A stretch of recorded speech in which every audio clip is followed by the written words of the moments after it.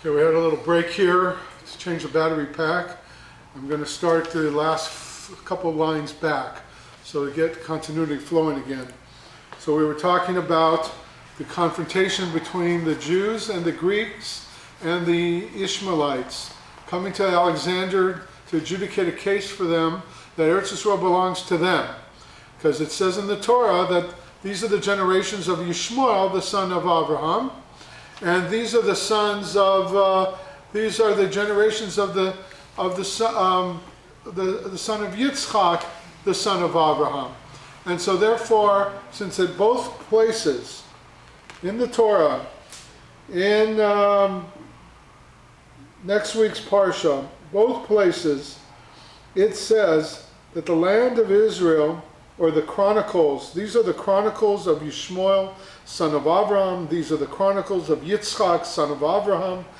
So the Yishmaelim said the land belongs to us, because Avram Avinu is our father too. And the Jews didn't know what to do, the rabbis didn't know what to do, and Gavia ben Pesisa came along and says, I know what to do. And he went to the confrontation, and he asked them, from whence are you bringing your proof? He says, from your Torah. Good. I'm going to bring my proof that you're wrong from our Torah, from my Torah also. And only from there. And he says, it says in the Torah a little later on from what you quoted, or actually a line or two earlier, a couple lines earlier, it says, and that's the point Meir made all the time, everyone who wants to challenge us from our Torah, Jew or Gentile, it doesn't matter. The Jews who don't hold by the Torah, the Gentiles who want to take Eretz Yisroel away from us, they always quote things from the Torah or the Tanakh, always out of context. If they look at the fuller picture, they're going to get it right. And they're going to understand. If they won't accept it, they won't accept it. But we know the truth. And therefore, you have to get the bigger picture. Before any of these chronicles of the sons of Yitzchak, the son of Abraham, the chronicles of the son of Yishmael, the son of Abraham, it says this verse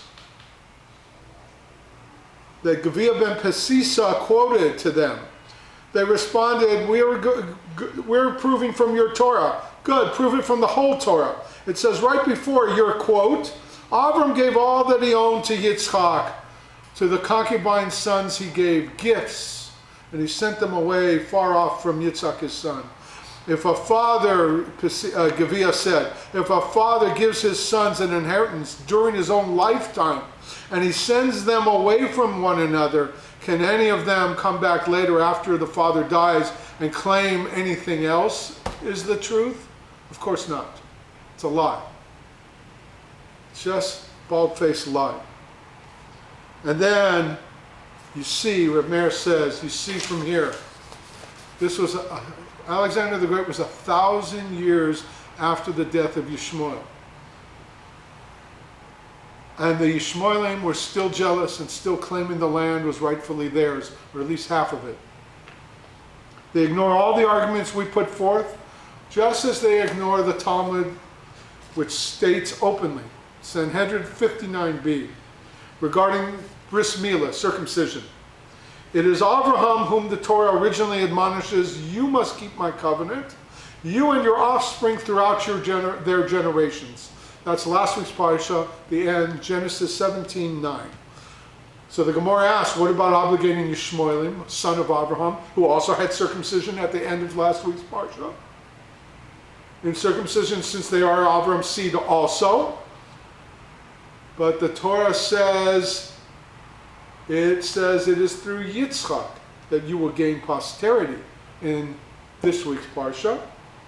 Thus the Torah states explicitly that only Yitzchak and not Yishmael will be called Abraham's seed. And only Yitzchak and his descendants through Yaakov, not Esau, will have the mitzvah of bris milah and this covenant that it stands for, blood covenant with Hashem, with God, for all time, and it's over the Torah. This bris milah stands for getting the land of Israel and owning it, and it stands for having the Torah and the special status of the chosen people of Hashem's kingdom of priests and a holy nation.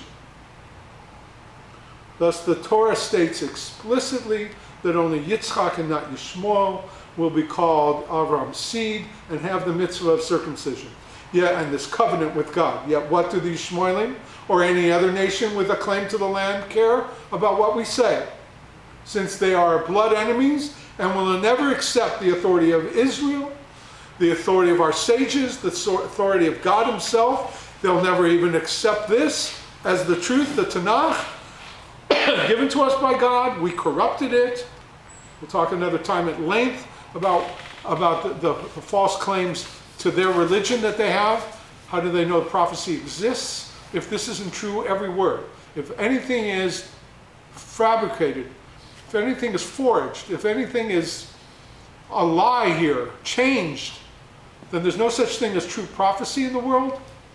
And therefore, both the Christian and the Islamic religions don't exist because they claim prophecy. How do you know prophecy ever existed between man and God? How do you know this God exists? Because it says in the Bible, the Torah, the oral, the written Torah, the Old Testament. If there's no prophecy, if this isn't true, every word literally true, then there's no prophecy. There's no knowledge of man being able to communicate with God and God communicate back with man. And therefore, they can't claim that they have a religion based on communication of God with Jesus and God with Muhammad. You can't claim it. Prove to me prophecy exists. Prove to me God exists even, if this isn't true prior to your religions coming online. Anyway, finishing up now, a few minutes.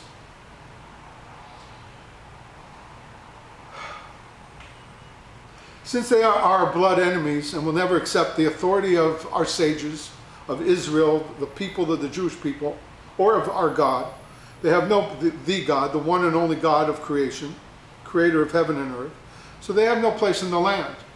We can't trust them to be there because they're not going to abide by anything we say. Besides all this, we know that in the footsteps of the Mashiach, the Messianic era, that our sages and prophets all told us about, we know, it says there, that Yishmael will rise up against Yisroel and try to annihilate them. And the last 100 years is ample proof of what they've been trying to do to us all along the whole 20th century, now into the 21st century. And as we quoted before, I'm not going to dwell on it, but I'm going to read it and go into it a little bit to remind you what we said earlier. In the first Rashi on Chumash, Rav Yitzchak said, the Torah needed only to have begun from Exodus 12:2, the Parsha and Shmos of Exodus, Parsha's Bo, that this month shall be unto you the first of the months, introducing the first commandment given to the Jewish people, to Israel, when they were just about to leave Egypt. Why then did it start with the Genesis narrative? It was so that if the nations of the world ever say to Israel, you are thieves, they will respond that the entire world is God's property. He is the original and greatest and really only real estate agent ever to exist. If so, it will be, if the nations of the world ever say to Israel, you are thieves, they will respond that the entire world is God's property, belongs to God. He created it and he gave it to whomever is fitting in his eyes. According to his will, he gave it to them. And according to his will, he took it away from them and gave it to us, referring to the Canaanites, who took it away from Shemites, who, by the way, Abraham descends from. So if anyone's legitimate there, it's the original prophecy given after the flood by God to Noah to tell Shem that Jerusalem and everything around Eretz Yisroel, the Holy Land, is his. Give it to him. He took those Shemites away for sinning with idolatry in the time of Nimrod, and therefore he gave it to the Canaanites, worse idolaters than the Shemites, and he let them hold it for 400 years till he was ready to bring Shemite descendants from Avram Avinu, the direct line from Shem, and restore it back, this prophecy, ancient prophecy given to Noah after the flood. That's just an aside. He took it away from, he gave it to them, they took it away from the Shemites, and 400 years later he took it away from them and gave it to us. That's Rashi, first Rashi Genesis on the pasuk, the first pasuk in the Torah. Reshis bara Elokim es hashamayim v'haaretz. God created the heaven and the earth in the beginning. And he created it and he gave it to whomever was fitting in his eyes. Gave it to them and he took it away and gave it to us. Likewise, the Medrash says on this verse, it was so. Why did he make all this bother to put in a story, a history of the creation of the world and of our ancestors, Avraham, Yitzchak, and Yaakov? We could have started with the laws that we're supposed to keep. It was so that the nations would not castigate Israel and call them a nation of plunderers. And Rav Yitzchak did not say there because of the 7 nations, but rather the nations of the world will complain about what we did to those 7 Canaanite nations. Meaning everybody's going to say it throughout history. Not just the Canaanites, not just the Arabs and the Muslims. To inform us that all the nations will join those nations who once inhabited the land, be they the 7 nations or the Yishmaelim themselves, the Ishmaelites.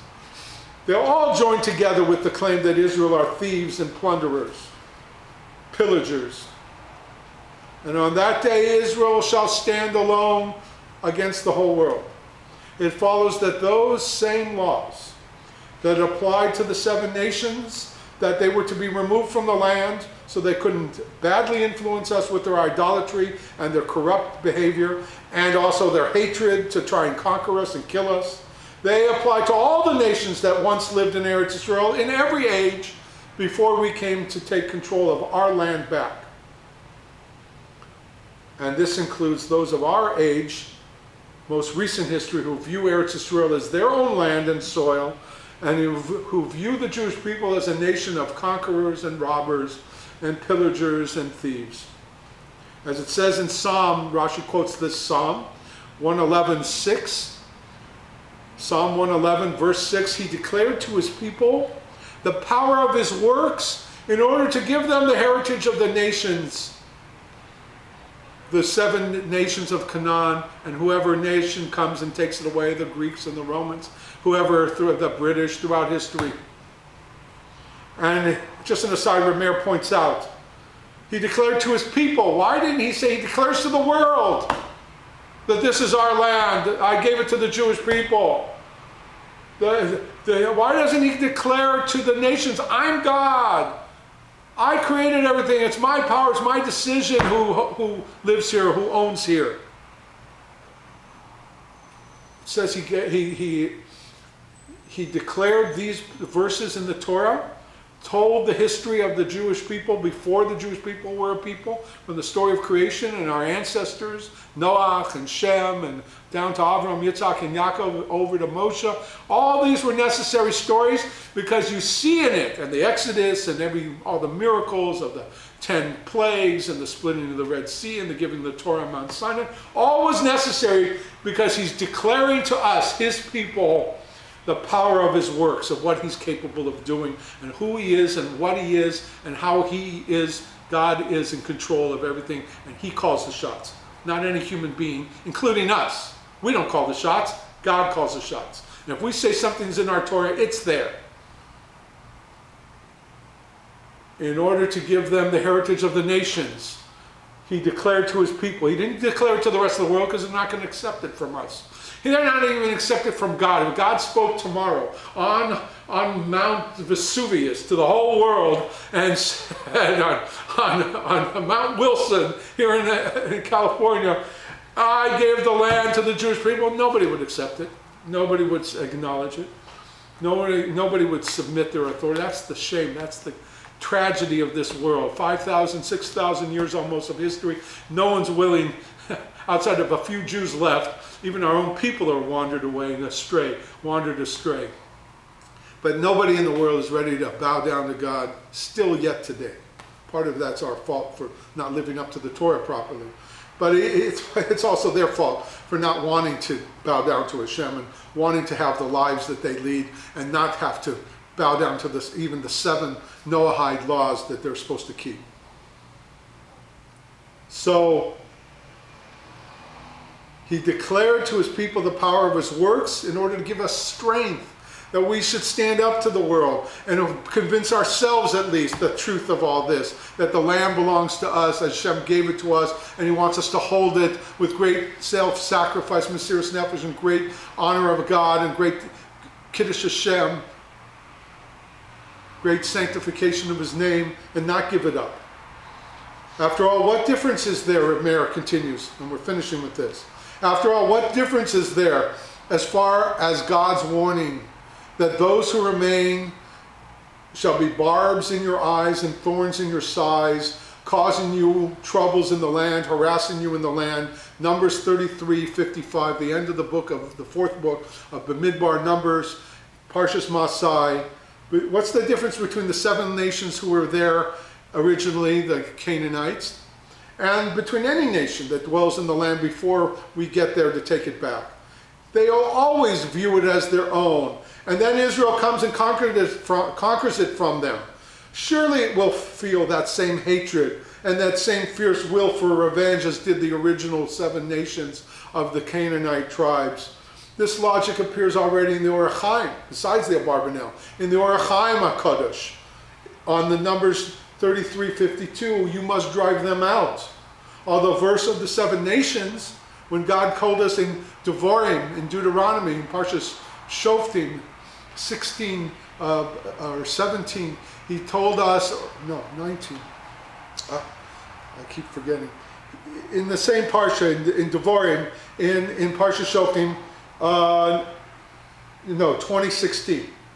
In Deuteronomy 20:16, although it says over there, you shall not allow any people to remain alive. If they won't leave willingly, I'm giving you a commandment to wipe all of the Canaanites out. We'll go into another time what this means and how this isn't barbarism and this isn't terrorism and this isn't evil, but we're commanded by God to clear the land of these pernicious idolaters who used to sacrifice their children and eat them. And we were told to drive them out in Numbers, but yet we're told to not leave any soul alive. Lo techaya kol neshama. But here it says, drive them out. Harashtam min ha'aretz. So the Orach Chaim says, what's the difference? And he answers, the Canaanites, you have a mitzvah, if they won't leave willingly, you have a mitzvah to kill every one of them. But other nations that are living with the Canaanim at that time, or other nations that are living on the land later on in history, when you ask them to leave and they don't leave, you have to drive them out. And if you have to kill, you kill the males, the adults. You don't kill the women and children. But that's a separate issue. We'll go into that another time. We don't have time today. But the bottom line is, the Torah is, God is commanding us, we must drive them out. You shall not allow any people to remain alive, applies to the Canaanim, and you must drive them out to all other peoples, the Orach Chaim says. The Orach Chaim says here the Torah is talking about other nations, found there besides the 7 at the time Joshua came in to conquer the land. It therefore was careful to say all the land's inhabitants, meaning even those not of the 7 Canaanite nations, they all have to be driven out. They too will always harbor resentment against Israel and will never resign themselves to us, but will await the right moment to rebel. They'll be on the side of the Canaanim because we're taking their land, whatever they possess, that the Canaanim let them possess in their quote-unquote land. They're going to be resent that we're coming to take it away from them also. They're going to side with the Canaanites. So of course they got to go also. You drive out all those too. There's no mitzvah to kill them all. If they don't go, there's a mitzvah to kill all. There's a commandment to kill the males to make sure that they go, that they get scared and run off. They're all idolaters. They're all evil. They're all going to resent us. Even if they became tzaddikim, saints overnight, they would all as far as getting rid of their idolatry, they'd all still scheme and bide their time till they could rise up and rebel against us and kill us all and drive us out. It's natural, it's normal. It's a normal, he insisted, so that's normal. People that get taken away from their land are going to hate you. They're going to resent what you did. You, of course, got to get rid of them. And we're getting rid of them because God told us to, not because we decided to conquer this land. We would have probably been very happy to stay in Egypt, and now that we're not slaves anymore and the Egyptians are punished, now we can be friends and we'll stay there and keep the Torah. No, Hashem said, I promised Abraham, Yitzchak, and Yaakov, I want you in this land. This is where you're going to keep the Torah. This is where you're going to build a kingdom of priests and a holy nation and make it apparent in the world, an example to the world of how human beings are supposed to live. But first you got to clear it out, because they're going to influence you not to keep the Torah and to worship idolatry, and they're going to fight you and rebel against you. And the Tanakh is replete with wars with the Canaanites off and on, because under Yeshua and the later generations they didn't finish the job of chasing them all out. So the Torah here is talking about other nations besides those 7. It therefore was careful to say all the land's inhabitants in the verse over here in Numbers, in Bamidbar. Meaning even those not of the 7. They too will always harbor resentment against Yisroel and will never resign themselves to us, but will await the right moment to rebel. As for their ostensibly nowadays submitting to us, after the 6-Day War in 1967, making peace with us or laying low and seeking to make peace with us and have some sort of calm and tranquility, some kind of arrangement and understanding, that is only out of fear and the inability to claim victory and rise up and slaughter us. Because they would do to us today, Rav Meir always said, what they did to us in the 20s and the 30s and all throughout the period before we had a state of Israel. They were killing Jews right and left. Many times, 1929, 1935 to 38. Just go read the history books, real history books. You see what the Arabs did to us before we had a state. They would go right back to doing it today if they had the power. But for the time being, they're just biding their time. And since the 60s and the 80s on, intifadas, it's gotten worse. They're not biding their time anymore. They're starting to try and rebel against us and drive us out or kill us out. Avram, out of his mercy and his kindness, 25 seconds, but I'm almost done. I have one paragraph to go.